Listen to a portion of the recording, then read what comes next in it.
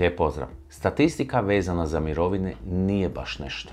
Država se kontinuirano zadužuje da bi isplatila i ovakve današnje mirovine kakve jesu, a one su prilično skromne i nedovoljne za dostojanstven život. Ali postoji rješenje. Evo jedno od rješenja. Recimo da radite 40 godina i da vam je plaća konstantno oko prosječne hrvatske plaće. U 2021. to iznosilo oko 7100 kuna.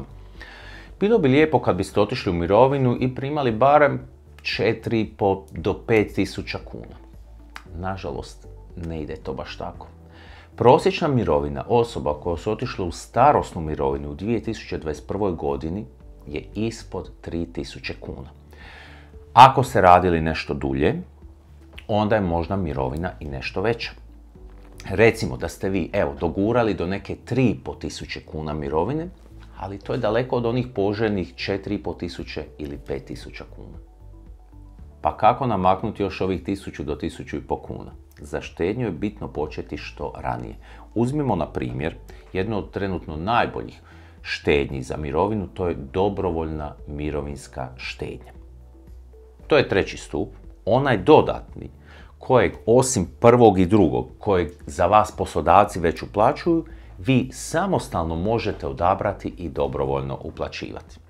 Dok su kamatne stope na štednju trenutno daleko ispod 1%, kod dobrovoljne mirovinske štednje postoje državna poticajna sredstva, DPS, 15% od uplate. To znači, ako vi uplatite 1.000 kuna tijekom godine dana, država vam pokloni još 15% od toga, to je 150 kuna. Optimum je 5.000 kuna tijekom godine dana, pa ćete od države dobiti ovih dodatnih 750 kuna.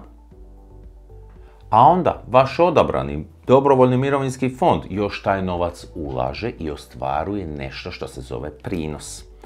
Posljednjih nekoliko godina prinosi su prosječno iznosili oko 4% godišnje. Idemo na izračun. Budimo malo skromniji pa reći da u budućnosti ovi prinosi neće biti baš 4%, nego recimo 3%. Kad počnete primati mirovinu iz ovog trećeg stupa, vi možete birati privremenu ili doživotnu. Većina osoba se odlučuje primati privremenu. I ako biste vi željeli 10 godina u mirovini primati ovih dodatnih 1.000 i nešto kuna, vi biste trebali u toj dobrovoljnoj štednji imati ušteđeno barem nekih 105.000 kuna. Evo primjer jedne uplate. Ako tijekom 10 godina svaki mjesec uplaćujete po 400 kuna u vaš odabrani dobrovoljni mirovinski fond. U tih 10 godina vaše uplate plus državna poticajna sredstva plus prinosi fonda došli su do nekih 64.000 kuna. I ako se odlučite za privremenu mirovinu tijekom sljedećih 10 godina, dobivat ćete svaki mjesec po 620 kuna. Da vidimo, dok ste uplaćivali 10 godina, uplaćivali ste po 400 kuna. Kad primate mirovinu 10 godina, 620 kuna, pa nije loše. Ali ipak nije dovoljno za ovih naših 1.000 ili možda 1.500 kuna koliko bismo željeli. Zato krenimo ranije i uplaćujemo duže. Ako 20 godina uplaćujemo po 400 kuna mjesečno, imamo ušteđevine 150.000 kuna u fondu i tijekom sljedećih 10 godina kad budemo primali mirovinu primat ćemo oko 1.370 kuna mjesečno. A ako dodatno tijekom 30 godina uplaćujemo po 400 kuna, onda ćemo tijekom 10 godina primanja ove mirovine iz trećeg stupa dobivati svaki mjesec oko 2.270 kuna. Naravno, postoji opcija da i ovu dobrovoljnu mirovinu primate do kraja života. To možete početi od navršene 60. godine svog života. Zamislimo da ste tijekom 30 godina uplaćivali 400 kuna i u 65. recimo odlučili primati doživotnu mirovinu iz trećeg stupa, u tom slučaju mjesečni iznos bi iznosio oko 1.040 kuna.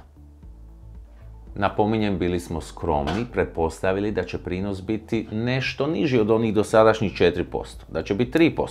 A ako prinos nastavi biti 4% ili još naraste, još bolje za vas. To znači još koja stotica više mjesečno tijekom isplate mirovine. I još jedna bitna stvar, mirovina iz ovog trećeg stupa je posve nasljedna. Znači, ako se nešto vama dogodi, vaši nasljednici će dobiti onaj novac koji nije vama isplaćen.